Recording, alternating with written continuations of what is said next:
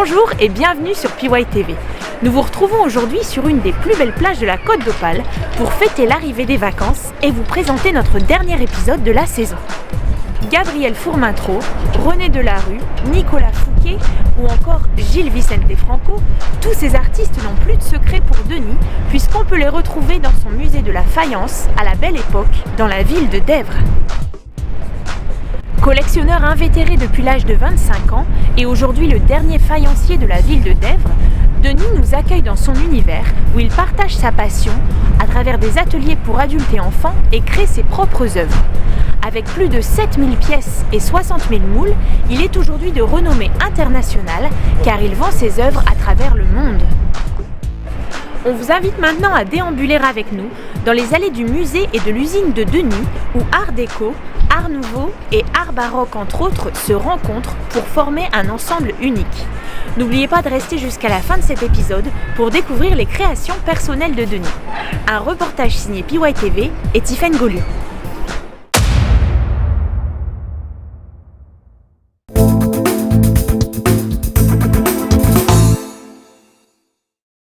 Après avoir été gérant dans l'hôtellerie-restauration, Denis décide de changer de cap pour reprendre l'usine Fourmentreau du Tertre de Dèvres il y a une quinzaine d'années. Il commence par la revente de pièces, puis se forme à la réalisation en autodidacte. Il décide ensuite de créer des ateliers pour pérenniser l'art de la faïence, si cher à ses yeux. Dans son musée, on y retrouve des pièces uniques, telles qu'une horloge signée Jules Fourmentreau, qui a fait partie de l'exposition universelle de 1889 à Paris, ou encore une assiette signée Pierre Boutillier, meilleur ouvrier de France, offerte à Madame Roosevelt en 1963. États-Unis, Suède, Australie, ces pièces se vendent dans le monde entier. Reste à réaliser son but ultime, pouvoir exposer un jour ses propres créations dans une galerie. Bonjour, je m'appelle Denis Debette, je suis le dernier faïencier à Dèvres et j'ai repris l'entreprise Fourmentreau il y a quelques années. J'ai, si vous voulez, tenu 3 cafés à l'époque, à l'âge de 25 ans. J'ai tenu un premier café qui a bien marché, un deuxième café, restaurant, hôtel, un troisième café, un café tabac. Et après j'ai vu l'usine de Fourmentreau du Tertre en liquidation judiciaire.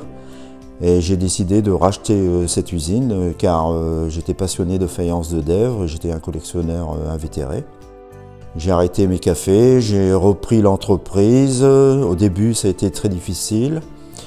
J'avais décidé au départ de faire une association des derniers faïenciers de Dèvres qu'il y avait à l'époque.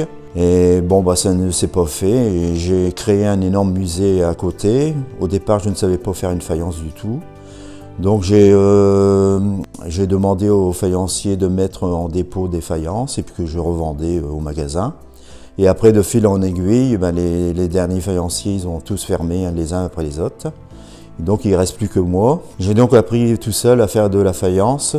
Donc je fais des pièces un peu exceptionnelles, des pièces uniques. Ça n'a pas été évident au départ, mais maintenant je suis lancé. Donc on vend dans le monde entier. On a un gros site internet, on a un site boutique faïence de Dèvres. Donc en fin de compte, maintenant on est débordé. Donc la faïence de Dèvres, elle est relancée.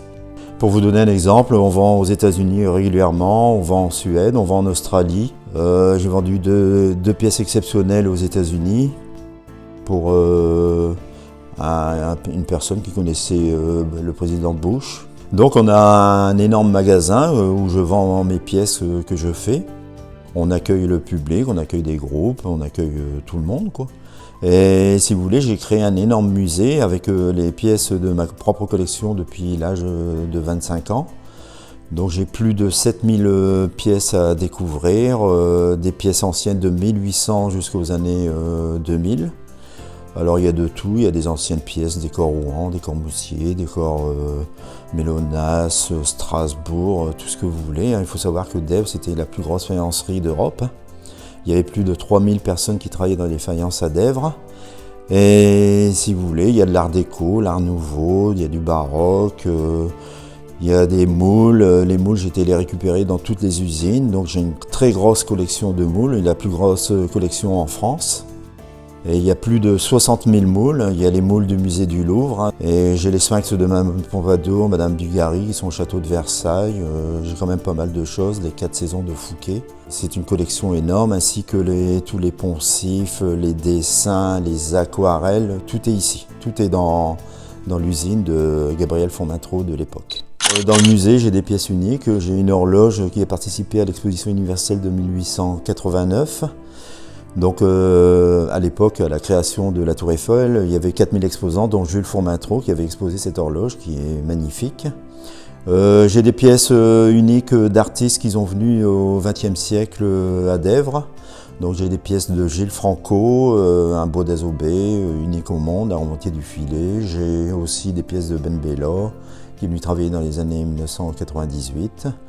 J'ai des pièces art déco de René Delarue en 1948 sur le thème de Picasso.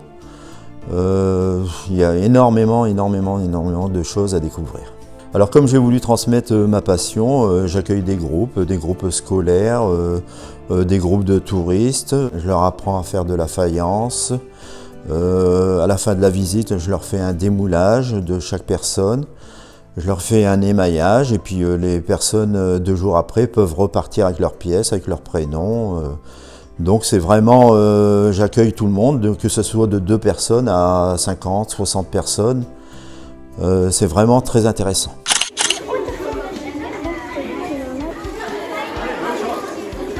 Alors, je vous souhaite la bienvenue. Vous êtes tous de Compiègne, c'est ça? Oui. Est-ce que tout le monde fait la différence? Oui. Modèle, moule. Bon, je vais prendre quelqu'un par hasard. Comment on appelle la pâte de la céramique? De l'argile. Ouais, de l'argile, ouais. Donc on va sortir un bloc ici, un bloc ici, un bloc ici, un bloc en dessous et un bloc au-dessus pour faire le moule. Vous avez compris? Donc chaque partie va être différente, d'accord? Donc c'est quand même compliqué pour faire un moule, hein, d'accord? Donc quand on a fait le moule, on est sauvé, on ne parle plus du modèle. On a fait un trou de coulage au-dessus. On ressangle la pièce. Vous voyez, le moule est fabriqué. Ok? Alors qu'est-ce qu'on va faire dans le moule? On va couler de la barbotine liquide. Voilà. C'est tout simple la faïence, hein, mais c'est beaucoup de travail. Hein. D'accord? Donc la poudre de charbon de bois, je vais la mettre juste à côté, vous voyez. Et je vais étendre, vous voyez, de la poudre de charbon de bois carrément autour. Mais du coup, après, quand on va l'enlever et si on souffle, et ben ça va s'enlever. Attends. Tu vas comprendre. C'est quoi ton prénom? Maëlys. Maëlys. Voilà.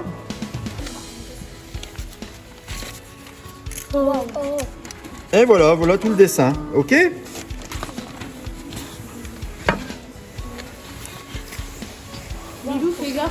Tout le dessin, il est fait.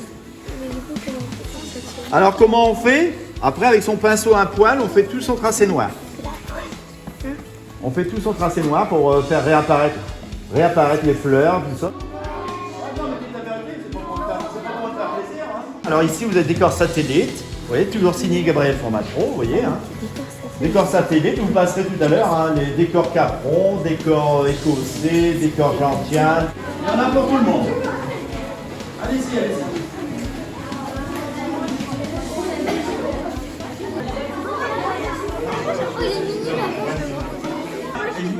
S'il y a un enfant qui n'y arrive pas, il me le dit. Un peu pour vous aider. Allez. Non, tu peux aider.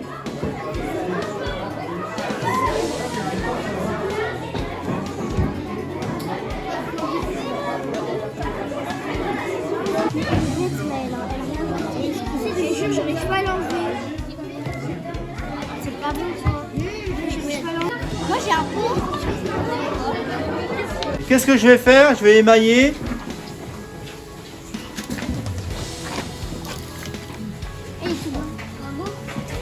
C'est sec. Au bout de 6 secondes. 6 secondes. On y va. Allez, vas-y. Tu prends la pince. Lui il a pas dit. Tiens.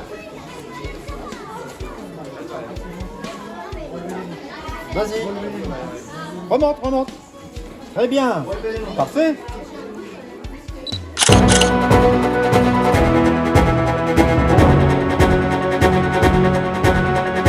Ici, c'est l'horloge exceptionnelle dont je vous parlais tout à l'heure.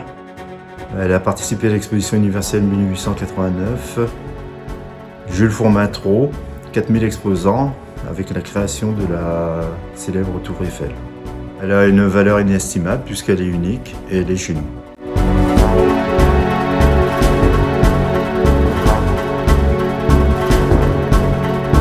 Alors ça, c'est une pièce exceptionnelle, c'est la remontée du filet par un artiste qui est venu travailler ici en 1930, Gilles Vicente Franco, artiste complet qui a fait du bois d'azopé, du cuivre poussé, qui a créé les célèbres boulonnaises et portelloises en faïence de Dèvres.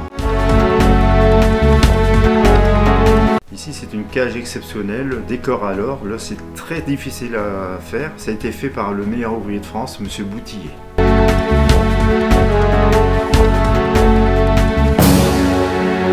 Alors ici, c'est des pièces exceptionnelles faites par René Delarue en 1948. C'est des pièces sous le thème de Picasso, pièces métallisées, décor à l'or.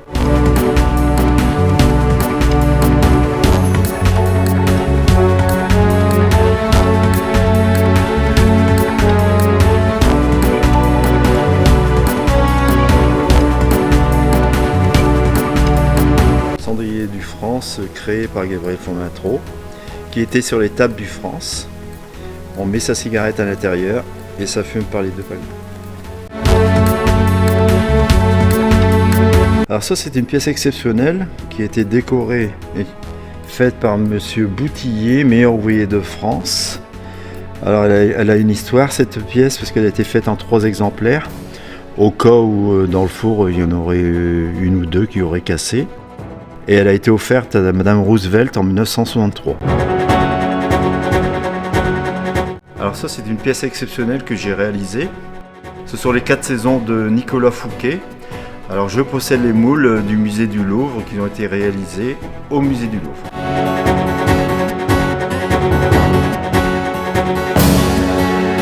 Ici, vous vous trouvez devant une armoire de poncifs. Alors c'est tous les dessins qu'on pose sur les plats. Et on met du charbon de bois et on a tout le dessin. Et puis après, on peint au pinceau un poil et puis on met toutes ces couleurs. Alors il faut savoir que tous ces poncifs, ils étaient dans l'usine. Il y avait énormément de poncifs, de dessins d'artistes, de dessins italiens, de dessins du musée du Louvre. Ils étaient tous partis à la poubelle et en fin de compte, j'ai tout récupéré. J'ai une salle complète de poncifs. Alors là, je suis en train de réaliser une tulipière. Alors ça va être une tulipière, c'est un record parce que ça va être la plus grande tulipière au monde. Il y a plus de 80 moules, vous voyez ici, il faut tout rajouter, vous voyez, ici. Ça, c'est des moules à part qu'il faut coller. Et après, cette pièce-là, elle va aller au-dessus et elle va mesurer 2,20 m. D'accord? Et après, vous avez la flèche, un peu comme notre cathédrale de Paris, vous voyez. Hop! Qui va venir au-dessus. Comme vous le savez, la grosse société Fourmentreau Ornois, elle a fabriqué des carreaux en 1860 et en milliards d'exemplaires, mais ça ne se fabrique plus parce qu'on ne peut plus avoir ce bleu, vous voyez ce bleu, parce qu'il y avait du plomb dans les mailles. Donc on ne peut plus avoir ces carreaux-là, on ne peut plus les fabriquer. Alors nous, on a un gros stock de plus de 15 000 carreaux.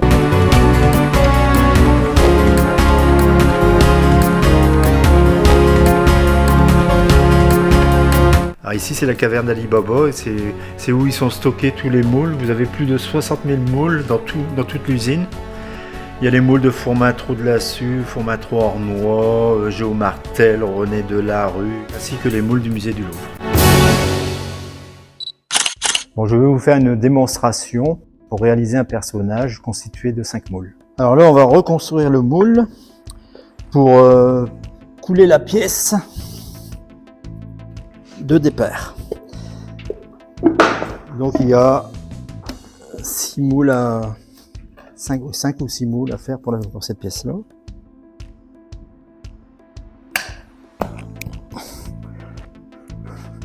Là, par sécurité, on va mettre un peu de pâte pour pas qu'il y ait une fuite. S'il y a une fuite, on sait jamais. C'est quand même un moule des années 30. Et voilà. Alors voilà, donc la pièce elle est prête et maintenant on va couler de la barbotine liquide à l'intérieur. Ok. Et après on va attendre plus d'1h30 que la barbotine prenne sur les parois du plâtre. Et après on va le renverser. Donc on va prendre la barbotine. Alors c'est de l'argile liquide. Hein. Voilà. On va filtrer la barbotine. Qu'elle soit, qu'il y ait moins de grumeaux possible. Voilà. Et on va couler dans le moule. Alors c'est physique.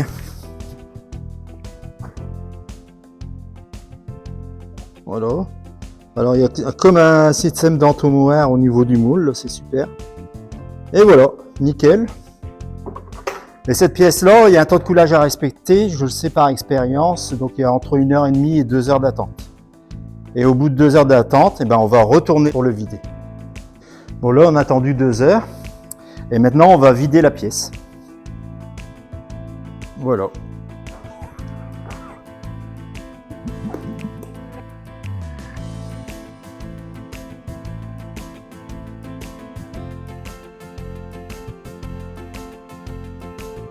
Et quand elle est vide, eh ben, on va la laisser sécher pendant 24 heures. Là, on va démouler la pièce qu'on a coulée hier.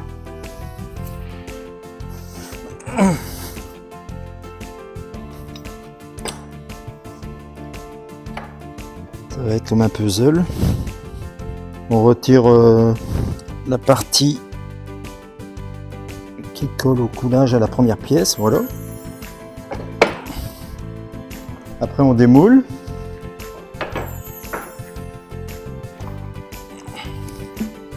Voilà. Et on a sa première pièce. Hein. Voilà.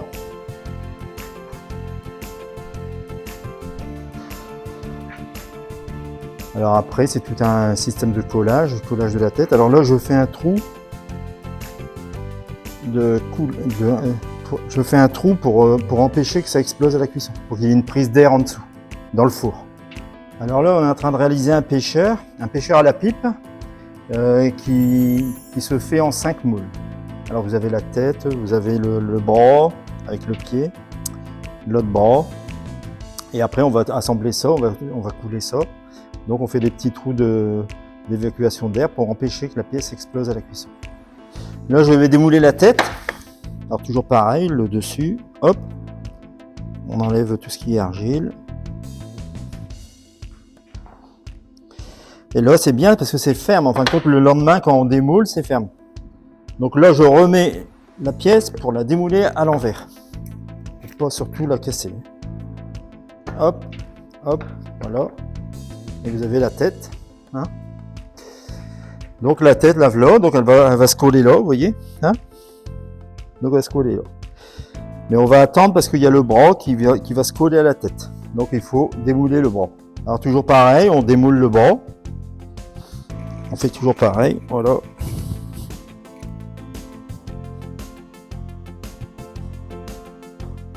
Ah, des fois c'est dur. Voilà.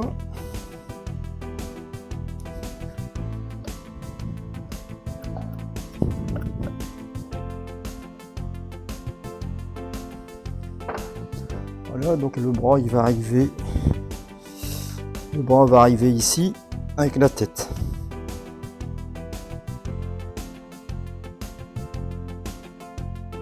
Donc on va démouler l'autre bras qui est accentué avec la jambe en même temps. Donc c'est ce moule là.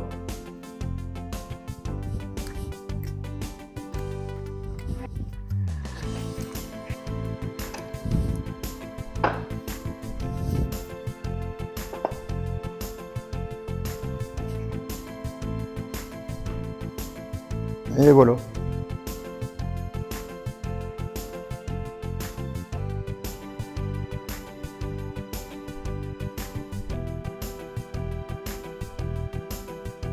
Alors le trou d'air il est ici, donc il faut faire le trou ici.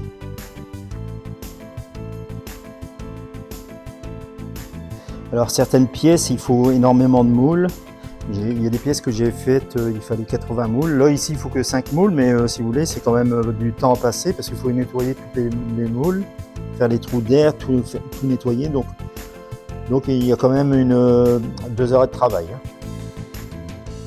Ça va donner comme ça. Et après, il y a l'autre jambe.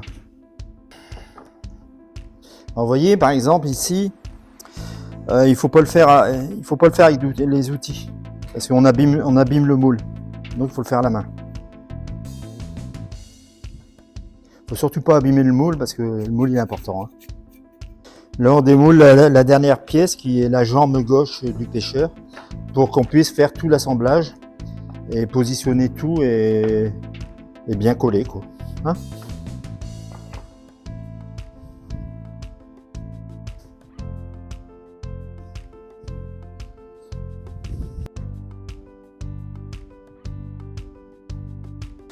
Maintenant qu'on a toutes les pièces, on va tout vérifier. Là, le trou avec le trou, c'est bon. Ici, la tête avec le trou, c'est bon. Ici, le trou avec la jambe, c'est pas bon parce qu'on a oublié. Il faut surtout pas l'oublier, hein, parce que sinon, ça explose. Dans le four, ça explose. Hop. Là. Et ici, encore le trou.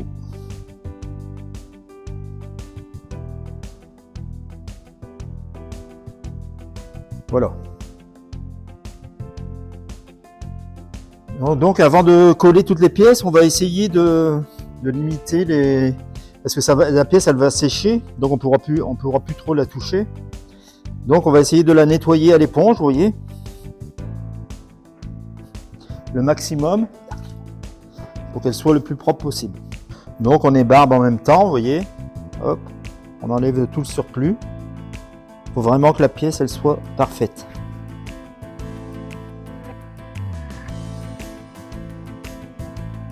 Et avant de coller, on va stabiliser la pièce. C'est avec une pierre. Hein. Des pierres, j'en ai des petites, des grandes, des moyennes. Voilà. On va coller la pièce maintenant, on va coller le personnage. Hein, donc on va la couler à la barbotine un peu plus ferme dans le seau. Vous voyez? Là elle est un peu plus ferme. Hop. Et ça va coller automatiquement. Alors cette pièce elle a été réalisée par Nito en 1930. C'était un designer qui est venu travailler ici et qui a inventé cette pièce. Elle a sorti en grand exemplaire à 1000 exemplaires parce que je connais tout le nombre de pièces de chaque pièce de Gabriel Fourmentreau. Et en petit exemplaire, elle a sorti à 400 exemplaires.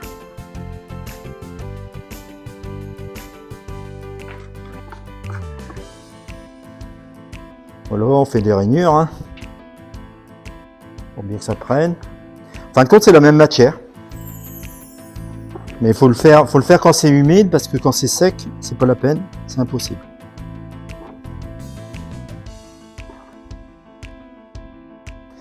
Et voilà. On va mettre un peu l'eau.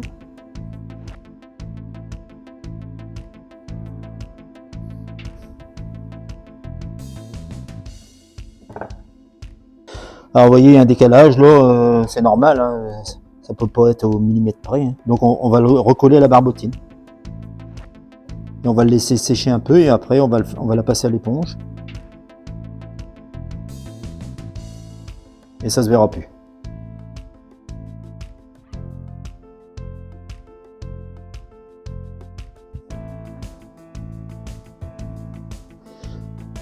Voilà. Pêcheur à la pipe. Donc on continue maintenant.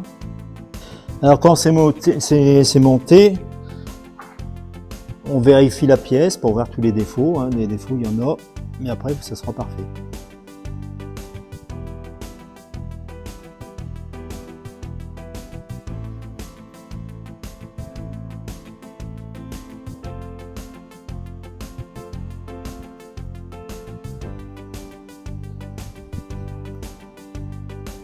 Il faut attendre 5 jours, 6 jours à l'air libre. Et après, on va la faire cuire à 1020 degrés.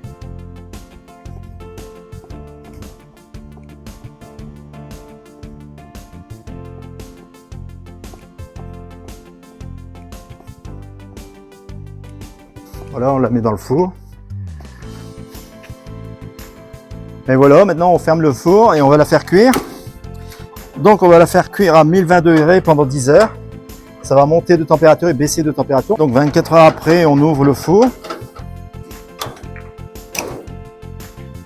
Alors voilà la première cuisson, 24 heures après. Ensuite, c'est ce qu'on appelle le biscuit.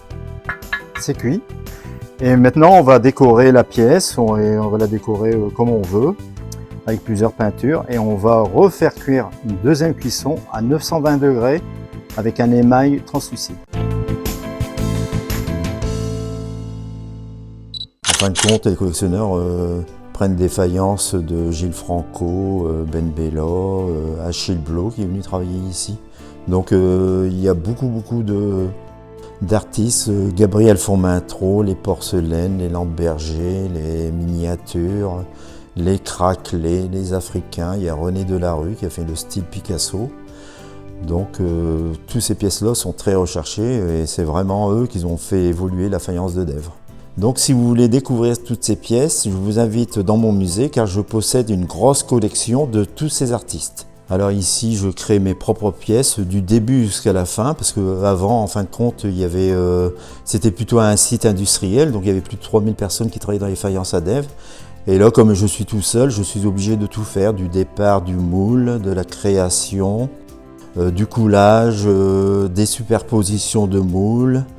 Je crée mes propres pièces, je fais la décoration, j'émaille, des fois je fais 3-4 cuissons. Et c'est tout un savoir-faire que j'ai en moi et que personne ne sait. Je fais du craquelé, mais c'est vraiment des pièces exceptionnelles. Comme je vous l'ai dit, je crée des pièces uniques et le Graal pour moi, ce serait d'exposer dans une galerie.